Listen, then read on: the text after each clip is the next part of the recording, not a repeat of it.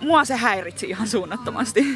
En mä tiedä, mä sitten taas toisaalta ehkä jotenkin tykkäsinkin siitä, että niitä sai silleen niin kuin itse muodostaa mielessään. Mä huomasin itse muun muassa jossakin kohti pohtivani sitä, että onko nämä henkilöt, niin kuin, että onko heillä ikään kuin, eri kansakuntien piirteitä. Tai silleen, kun tässä oli kuitenkin tämä, että nämä kielet olivat ilmeisesti jotenkin yhdistyneet tai sekaantuneet tai jotakin semmoista. Ja sitten nämä nimet, nämä henkilöhahmojen nimet viittaa ehkä vähän niin kuin erityyppisiin kulttuureihin. Siis just, että on Imaja ja Masha ja sitten Arre, että ne vois tavallaan niin kuin vähän ehkä kansallista eri puolille nykyistä olemassa olevaa maailmaa, niin mä mietin sitä, että onko nämä hahmot niin kuin ikään kuin eri tavallaan meidän kansalaisuuksia edustavia, mutta sitä ei kyllä tuotu niin kuin mitenkään kovin tarkasti esille. Se oli toisaalta siis sinällään niin kuin hirveän, se oli niin kuin siisti puoli siinä, että siis tavallaan just se, että se oli niin voimakkaasti integroitu. Ja siis tavallaan sinälläänhän se käy ihan järkeen, että jos tavallaan ihmiset katoilee ja sitten ne niin kun löytää tiensä takaisin, niin kuin Imae siinä alussa ilmeisesti vihjattiin ainakin, että oli löytänyt tiensä takaisin niin että kansalaisuudet sekoittuisi hyvin voimakkaasti. Ja ilmeisesti tämä maailma muutenkin oli jotenkin semmoinen, että se oli tosiaan niin kuin pienentynyt niin kuin jatkuvasti, että mä sain siitä semmoisen kuvan, että esimerkiksi nämä ihmiset ja ylipäätään paikat oli ollut niin kuin laajemmalla alueella, mutta sitten ne oli jotenkin tavallaan ne, jotka oli vielä jäljellä, niin oli tiivistyneet vähän niin kuin tähän yhteen kaupunkiin. Niin. Musta tässä oli mielenkiintoinen teema, oli just tämä, että nämä katoamiset tapahtui niin kuin sitä kautta, että jos ihmisiin ei pidetty tarpeeksi yhteyttä, niin ne sitten niin kuin katoili ja puhelinkaan ei enää yhdistänyt oikeaan paikkaan. Ja silleen, että se oli musta ihan semmoinen jännä niin kuin vertauskuva siitä, että näinhän se oikeastikin tavallaan tietyssä mielessä tapahtuu, että ihmiset niin kuin katoaa meidän elämästä, jos niihin ei pidä yhteyttä. Millaisia ajatuksia se herätti teissä? Sirmiina.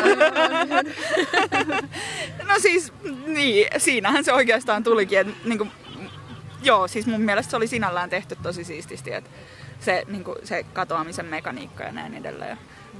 Niinku, siis ne tavallaan, se mistä mä tykkäsin tässä romaanissa oli just ne niinku skifi-elementit, niinku just se katoaminen ja se maailman pienentyminen ja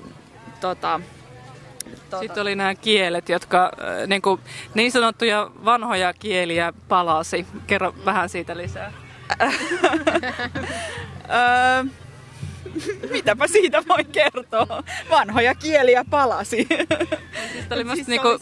Siis niinku sinällään niinku just tämä aikaisemmin mainittu satunnainen ohikulkija, joka niinku puhui niille, mä en muista edes, että mitä se puhui, mutta siis se puhui niinku tuntematonta kieltä.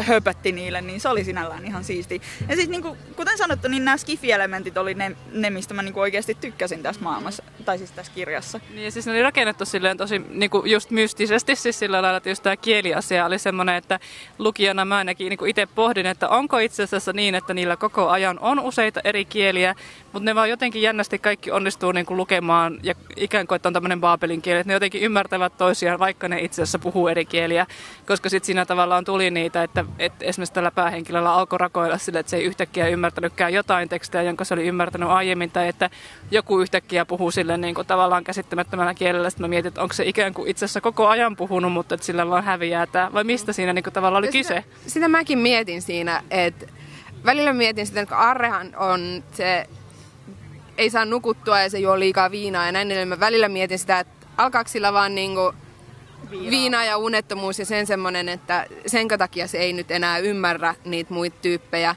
Mutta sitten myöskin se, että siinä käy selväksi kuitenkin se, että niitä uusia vanhoja kieliä ilmestyy. Mun mielestä olisi ollut hauska tavallaan vähän saada enempi tietää sitä, että miten tämä systeemi menee, että alkaako yhtäkkiä vaan tyypit puhumaan, että heräävät yhtenä aamuna ja puhuvat ihan eri kieltä kuin mitä ovat puhuneet aiemmin. Se oli mielenkiintoinen aspekti tuossa kirjassa ja minusta olisi kiva ollut tietää vähän enemmän siitä. Ja se oli hyvin semmoinen kirjallinen siinä mielessä, että mä mietin myös sitä, että tämä olisi ollut aika hankala toteuttaa esimerkiksi elokuvana, koska tavallaan se just se, että sitä ei kerrottu niin, että joutui tavallaan pohtimaan itse, että mistä on kyse, oli mahdollista just sen takia, että ei täsmälleen kerrottu, että miten tämä mekanismi toimii. Mä taas ajattelin, että se oli niin kuin niin, siis mä ajattelin sen tavallaan osana sitä katoamista, että niin kun, siis, kun Arre oli siinä jossain missä symposiumissa se oli töissä, niin sinällään olisi niin kun ihan järkeenkäyvää, että se osaisi useita eri kieliä. Ja siis tavallaan kun, niin kun esimerkiksi mulla on kaveri, joka on kotoisin Filippiineiltä, joka on naimisissa suomalaisen miehen kanssa, niin hän puhuu lapsilleen usein englanniksi, mutta hänen lapsensa vastaa hänelle suomeksi. Niin tavallaan niin kun, mä ajattelin, että siinä on joku sen tyyppinen mekaniikka meneillään. Ja sitten se, tai siis ylipäätään silloin, kun ihmiset niin kun rupeaa katoamaan, niin ne niin kun menettää osittain itseään ja samalla kadottaa niitä niin kun vähemmän käytettyjä kieliä. Että niin kun, niin. Joo, kaiken kaikkiaan tämä maailma oli mun mielestä tosi mielenkiintoinen, mutta minkälainen fiilis teillä jäi? Mulla oli ehkä pikkasen, tai mä olin nimenomaan jossakin kohti vähän niin kuin mulla oli sellainen olo, että tosi mielenkiintoinen maailma, mutta että nyt tämä tavallaan jää liikaa mysteeriksi, että tästä ei ikään kuin saada kaikkea irti. Mutta oliko teillä semmoista oloa vai oliko se niin kuin teistä vaan hyvää, että se oli niin mystinen? Kyllä se mun mielestä olisi voinut vähän laajemmin selittää sitä koko maailman sen tilannetta. Että kyllä tavallaan toimi tossa joo, mutta se, että tuli semmoinen, että no mitenkäs tämä nyt oikein meneekään, mitä ovat nämä tyypit tästä, mistä nuo etanat, ovatko ne etanat kaiken aikaa olleet siellä vai onko ne etanat vaan ilmestyneet sinne? Vai onko ne rakennettu sinne? Niin, vai mitä? Mulla tuli jossakin kohti vähän mieleen Lost TV-sarja, kun siinähän oli jostain, että siinä niin kuin oli hirvittävän paljon tuotantokausi toisensa päälle rakennettiin sitä niin kuin mytologiaa ja mystisiä asioita ja sitten niin kuin fanit oli tosi niin kuin tavallaan sitä väiteltiin, että saadaanko tämä kaikki koskaan kasaan vai ei. Ja monet oli aika pettyneitä siihen vikaan tuotantokauteen, kun asioita ei todellakaan saatu kaikkia sitten ehkä vedettyä lankoja yhteen. Tää voi hyvin olla se, minkä takia mua ärsytti tää kirja niin paljon, koska mua ärsytti Lost ihan suunnattomasti. Et siis tavallaan niinku, siis musta ne mysteerit oli siistejä, mutta tavallaan niinku,